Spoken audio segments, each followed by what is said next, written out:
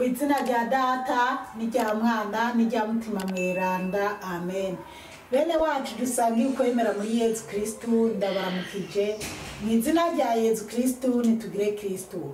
Turasabikanye ijambo ry'Imana dusanga muri Bibliya mu gitabo ca abanyaroma. Tuzirikana ku kigabane cyaho cya kabiri guhera ku karongo ka mbere kugeza ku k'icenda. Ijambo ry'umutwe riravuga ngo Imana yaciye urutunganye. Nico gituma utagira ico wireguza, wowe muntu wese ucira abandi urubanza, kuko mu kurucira abandi uba uriko urarwicira, kubera yuko imigenzo yawe imeze nk'iyabo urucira.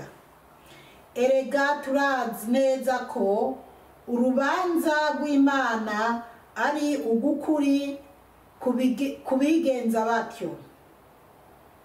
None ga weho urucira abigenza batyo ukagira nkabo, mbega wiyumvira ko uzohunga urubanza rw'Imana, canke ukengera itunga ry'ubwiza bw'Imana n'iry'ubwiyumanganyi bwayo n'iry'impuhwe zayo, ukibagira ko ubwiza bw'Imana ari bwo gutumye kwigaya. Ubugaba bwawe n'umutima wawe wanka kwihana birakwimburira ishavu ry'umunsi w'uburatsi, ari wo munsi wihishurwa ry'urubanza rutunganye rw'Imana, izokwishura umuntu wese ibikwiranye n'ibyo azoba yakoze. Abibanda ku bikorwa byiza bagakorera ubuninazwa iteka n'ukudapfa, ibahe ubuzima budahera. Ariko kubigaba byagumutse bikanka kumvira ukuri, bikumvira ubugunge, hazoba hasigaye ishavu n'uburatsi, hazoba amarushwa n'amaganya ku mutima w'umuntu wese akora ibibi, bibe ubwa mbere ku muyuda hanyuma ku mugereki. Bene wacu muri Yesu Kristu, iri ni ijambo ry'Imana, dushima Imana. Bana b'Imana, ijambo ry'umutwe tugiye kwisunga rivuga ngo Imana yaciye urutunganye. Muri iki gitabo na makete Paulo yandikira abanyaroma, hanyuma tugeze ku kigabane cya kabiri. Ibyo tugiye kuzirikana aho twagarukirije kuri iki gitabo, hari ibyo twari twabonye, ariko nyene duca tubandaniriza ko ubwo turaza kubisobanukirwa twongera twinjira mu byo twari twazirikanye. Akarongo ka mbere karavuga ngo nico gituma utagira ico wireguza, wewe muntu wese ucira abandi urubanza, kuko mu kurucira abandi uba uriko urarwicira, kubera yuko imigenzo yawe imeze nk'iyabo urucira. Imana idutabare cyane.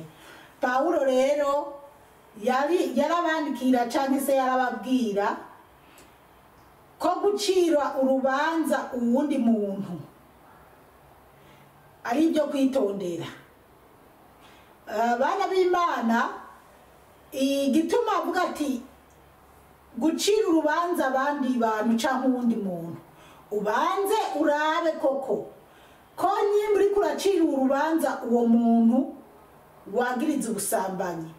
Banza wibaze, mbega wowe ntusambana?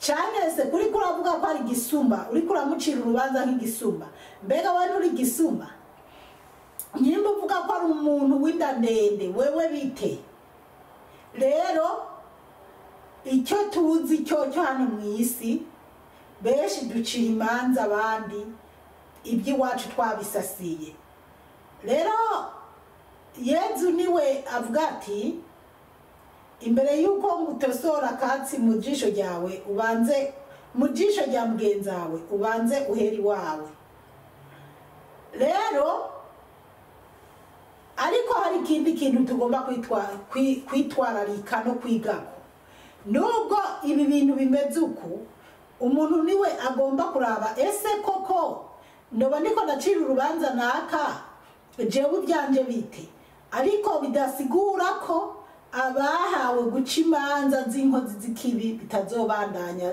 zicibwa kuko na Yezu yaravuze ati subiza hamwe n'uwo mufitaniye amakosa canke n'uwo ufitiye amafaranga ejo bitagukomerera ngo akujane mu rubanza ariko ijambo ry'Imana ritubwira ko udakwiye gucira urubanza mugenzi wawe kuko aravuga ati weho kuri kuramucira urwo rubanza wewe ibyawe bite rero benshi turaca imanza ku bandi bantu kandi iby'iwacu twabisasiye twabyirengagije rero umuntu w'umukristu asenga by'ukuri yumva ko ariko araja mu ijuru ntacira imanza abandi atazi neza ko wewe ari mu mukuri kiretse kandi yarabiherewe uburenganzira bwo guca izo manza akazica mukuri atabiherewe uburenganzira ntabwo yoza gucira imanza cyangwa kwagiriza abandi ibitari ibyo hariho n'ibintu bishobora kuba ari ukuri wowe ukabira ukirenganira ariko hariho n'ibindi bintu byo kubona iyi ni mpanure naka yitware gutya mugabo biratandukanye no guca urubanza ucira mugenzi wawe urubanza kandi uzi neza ubugome nawe ufise Imana idutabare cyane kuri kabiri haravuga ngo erega turazi neza ko urubanza rw'Imana ari ugukuri kubigenza batyo ngo turazi neza we yavuga ati turazi neza erega turazi neza ko urubanza rw'Imana ari ugukuri kubigenza gutyo kubisanzwe Imana niyo ibona ibintu byose umuntu barashobora kumucira urwangondagonde kandi ari mukuri ariko Imana yo irabona ko uyu muntu yarenganijwe cyane ntari kararengana rero ubucira urubanza umuntu amurenganya cyangwa amubeshya kandi nawe yasasiye ibyiwe akabirenza ko nawe Imana icize igororotse cyangwa yinumiye hari aho tuzakugera ko ngene bizoza biragenda gatatu none ga weho urucira abigenza batyo ukagira nkabo mbega wiyumvira ko uzohunga urubanza rw'Imana noneho aratubajije ikibazo ngo mbega weho urucira bameze batyo ngo weho wibaza ko uzohunga uburake bw'Imana wowe urucira bameze batyo kandi nawe uzi neza ko izo ngeso uzirimo kandi mu by'ukuri hariho abantu akwagira ndibuka igihugu kimwe muri ibi bihugu biteye imbere bafashe hari umuntu yafashe utwana afata akana kwanza twari twana tubiri aratwica atwishe nyuma baca baza kuvuga ko umwana w'umwirabure ari we yishe utwo twana kandi uwo mwana w'umwirabure yarababwiye ati abana nababonye bagenda nk'uko mbere aranavuga ati nababonye bari mu modoka umuntu yabatoye abashira mu modoka abajana mugabo abantu bagumye bavugana wa wundi yatwaye twana akaba ari watwica yagumye avuga ngo aba black ni babi ngo abirabure ni babi ngo bajya abana ngo kajya kana nyene ngo kagahungu ngo niko gashobora kuba kashatse gusambanya canke kasambanije kajya kana kagakobwa kagaca kabica. Mu by'ukuri yari umwana mutoya ataragira n'imyaka 10. Bamwishe nabi ababyeyi basigarana agahinda. Uwo mwana yagumye arahira ko atigeze abona ibyo bintu. Rero iyo uri kuraraba ibyo bintu amoso zarakoroka ukiyumvira ukavuga ubu bugome kweri. Nyuma rero byaje kubonekana, byaje kugundurika, byaranibagiwe ko umwe muri babandi yazarashoherereza ngo nibacire urwo rupfa ko kana kakirabure ngo niko kakisha abo bana, niko kagize iki, aza gufatwa ariwe yari yarisha abo bana. Wa mwana w'umwirabure bishe atakigaruka. Ibaze rero nk'uwo muntu kuza gushohereza yemeza ngo yego ngo niwe yishujya mwana kandi atari ibyo. Urumva rero bana b'Imana, umuntu ashobora no kuja mu kigara akabona abantu bariko baragumuka ati naka bamufashe yiba ukabona abandi bagumutse bariko bariruka. ubushize nabonye video inyimba ari muri Bubanza mu Rugombo, umuntu w'umurozi yararoze bija ku mugaragaro, acafata umukozi wiwe ariko aramwishyuza amahera aca bikora ku mugaragaro, amumanika hejuru ku matara ku biti by'amapoto. Rero abona abantu benshi bashungereje bavuza induru bagira iki, batwenga umurozi batera amabuye basubira. Burya muri bajya ntihari habuzemo abakora umwuga nk'uwakora canke bakorana. Imana idutabare cyane. Rero niyo mpamvu batubwira ati raba neza, kuko uri kuraca imanza, uri kuragiriza abandi, kandi nawe ibyo uri kurabagiriza ari byo nawe ukora.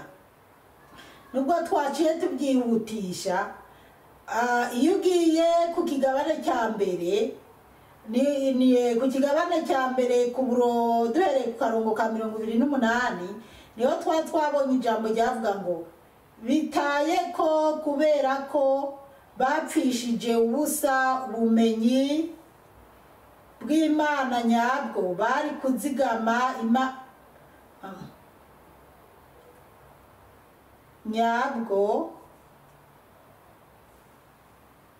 bw'ubusa ngo bakore ibitabereye, buzuye ubwoko bwose bw'akarenganyo, ubw'ububisha, ubw'ukwipfuza amatungo, mbese twabonye bya bindi by'ubusambanyi, byo kwipfuza, by'ubwishime, byo gutukana, by'ubugome, byo kuborerwa, mbega nibyo twabonye. Rero nibyo akibandanya ashimangira anavuga ati, yaravuze ati abameze batyo uko bizobagendera imbere y'Imana. Ariko natwe tubacira imanza canke tubadugako, natwe tubanze turabe ibyo turiko turabadugako ko atariko tumeze. Imana idutabare cyane. Kane aravuga ngo canke ukengera itunga ry'ubwiza bw'Imana n'iry'ubwiyumanganyi bwayo n'iry'impuhwe zayo, ukibagira ko ubwiza bw'Imana ari bwo gutumye kwigaya. Ubwo rero akatubwira ati rero ntidukakengera ubwiza bw'Imana. Ubwiza bw'Imana nibwo dutumye kwigaya, ntidukakengere. Iyo umuntu ariko araheza ahantu niho haza ijambo rivuga neza ko Yesu Kristo yatuzaniye ijambo, twari dukwiye kugendera ko tuzobibona ku yodi izokurikira.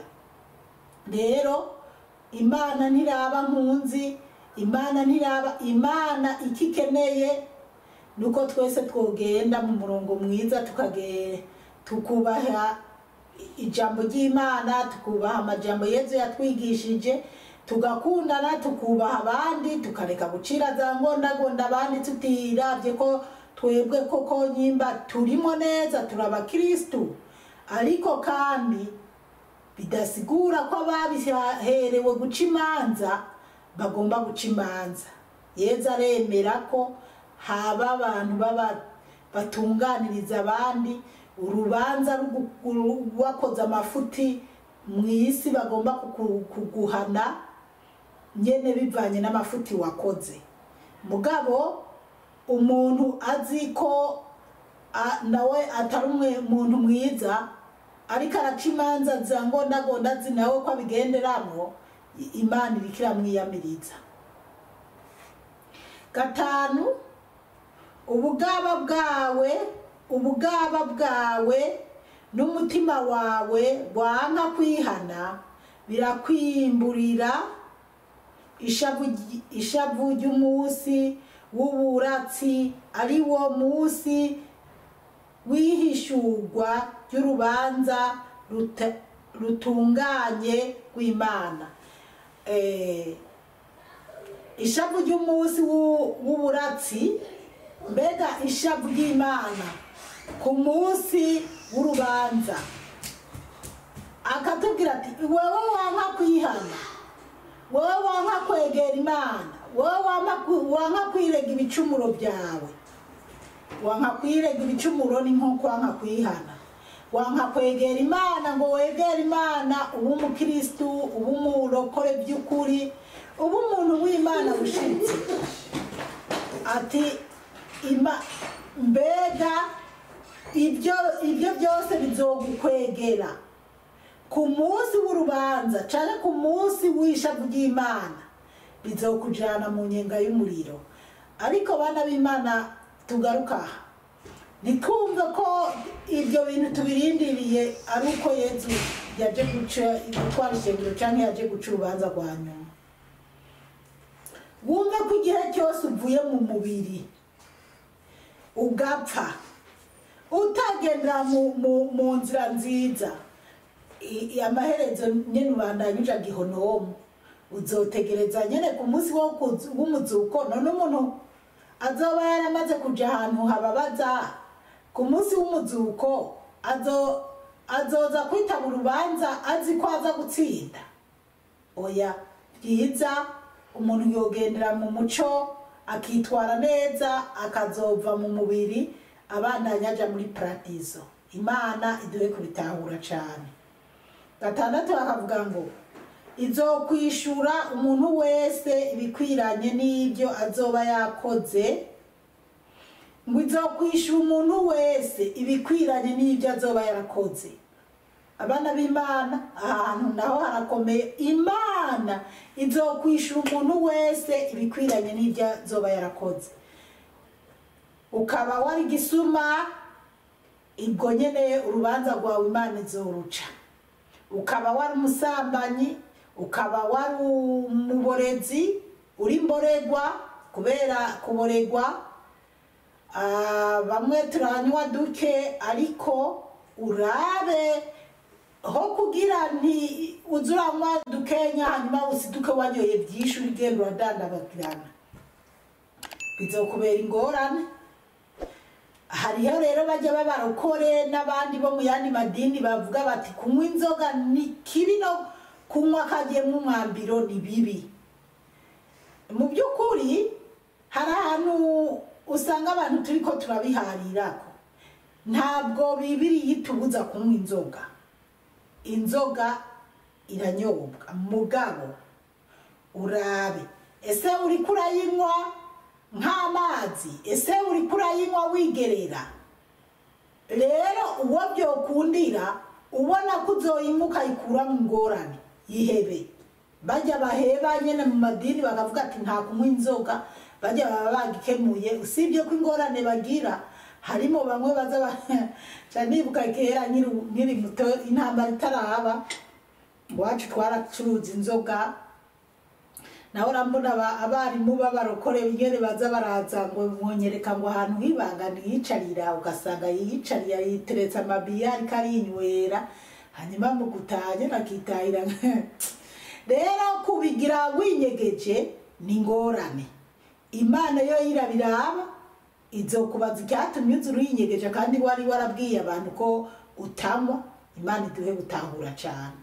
Ego rero nta hantu na hamwe two kwinyegeza Imana ku munsi wabwo basha uko turaba amateleviziyo ngene biba biriko biragenda mw'isi bana b'Imana mw'imisi maze imisi ejo hose nagorobeje ndiko ndaraba ingene muri Israeli bariko baratera yamame nyimariza nucleaire n'ibindi bipombe Mana basha ndababwiza ukuri tuze turasenga n'ukuri umuntu iki gihe akwiye kwama yitunganije kubera ibibi biriko birabera mw'isi birababaje birarenze pe.